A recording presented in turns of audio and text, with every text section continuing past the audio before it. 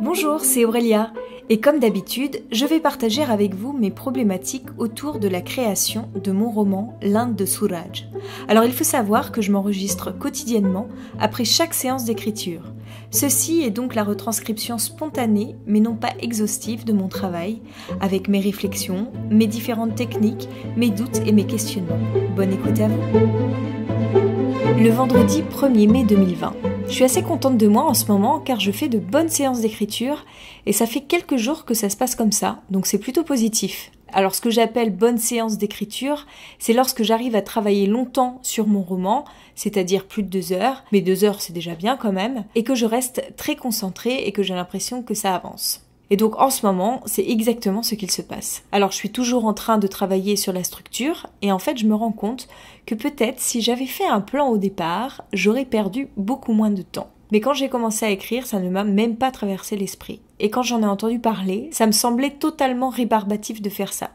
J'avais l'impression que j'aurais perdu tout le plaisir d'écrire si je m'étais mis d'abord à faire les plans. Mais maintenant, au point où j'en suis, je pense que ça peut être une bonne chose à faire en parallèle de l'écriture pour structurer son récit avant de se lancer à corps perdu dans l'écriture. Le plan n'est pas forcément nécessaire, mais peut faire gagner beaucoup de temps. Bref, moi je ne l'ai pas fait, donc j'ai déjà passé pas mal de temps à écrire, à réécrire, j'en suis quand même à la 13e version, et je reviens un peu en arrière en supprimant plein de passages qui finalement n'ont pas lieu d'être.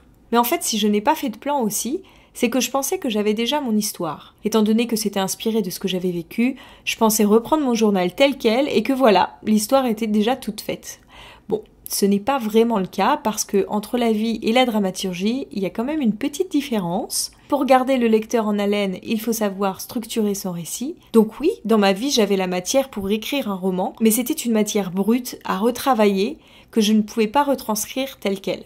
Et donc là, je suis en train de relever tous les nœuds dramatiques importants. Je relis par petits bouts les passages où je soupçonne qu'ils se situent. Et cette manière de procéder permet de me remettre le livre bien en tête. Donc c'est plutôt pas mal. Et là, aujourd'hui, j'ai commencé à écrire une scène qui manquait à mon roman. Parce qu'évidemment, en retravaillant sur la structure, je m'aperçois qu'il y a des choses qui ne fonctionnent pas, et donc je suis obligée d'enlever certains passages, ce qui est souvent le cas, ou d'en rajouter, ce qui est plus rare. Mais là, en l'occurrence, il y avait un élément qui manquait pour comprendre quelque chose qui se passait dans le récit. Et c'est compliqué de revenir à l'écriture d'une scène nouvelle quand ça fait très longtemps qu'on en est à la réécriture. Car l'écriture, la création pure, ça demande beaucoup plus de concentration que la relecture ou la réécriture. Et il y a autre chose aussi que je voulais vous dire, ce que je me suis amusée à faire depuis le début, c'est de noter toutes les heures que je passais à écrire sur mon livre.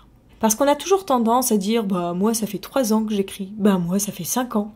Mais en fait, si on fait le compte de tous les moments qu'on a concrètement passés sur son roman, je ne parle pas de tous les moments où on en a parlé, où on a échangé avec des personnes, les moments où on y a pensé, parce que ces moments-là, ils ne sont pas trop quantifiables, même s'ils comptent pour la création. Je ne parle que des moments où on s'y met concrètement, où on est derrière sa feuille ou derrière son ordinateur. Et ce sont ceux-là que j'ai comptabilisés. Aujourd'hui, j'en suis à un peu plus de 7 mois de travail, sachant que je compte 150 heures par mois, et 39 heures. Donc ça fait 7 mois et 1 semaine environ.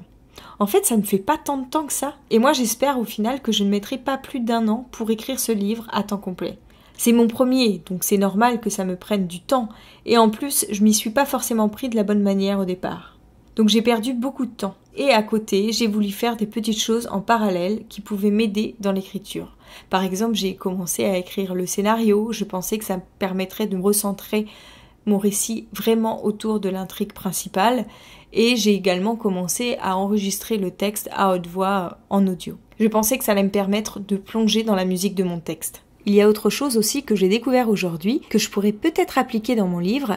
C'est un auteur qui fait ça en fait, c'est de donner des noms à mes chapitres tirés du texte lui-même, c'est-à-dire d'extraire une phrase qui me plaît et de la mettre en titre du chapitre. Je trouve que c'est une très bonne idée et je vais peut-être l'essayer. Parce que moi, pour le moment, le nom de mes chapitres est un peu plat. En fait, c'est juste des noms temporaires, c'est juste pour moi, pour m'aider à me repérer entre les scènes et les chapitres. Donc j'ai des noms de scènes et des noms de chapitres, comme ça je m'y retrouve plus facilement. Par exemple, si je cherche la scène du mariage, je sais que c'est la scène 68, page 120. Donc c'est beaucoup plus rapide de me repérer.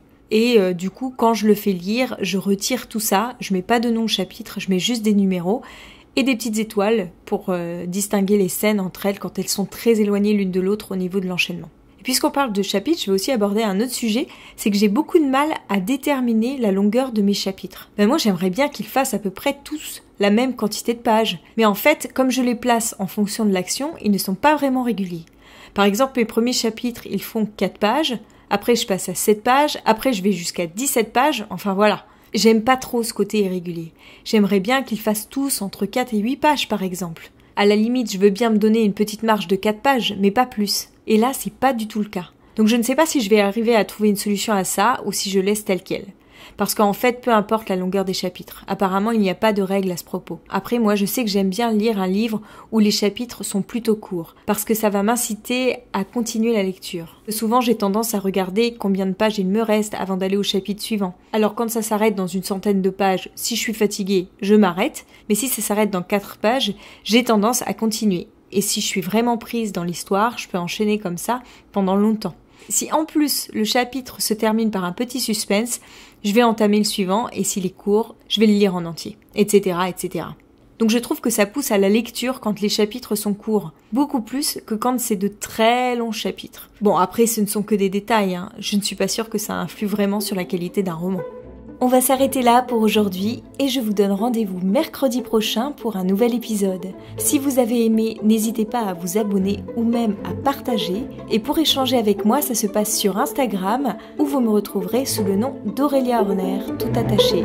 À bientôt!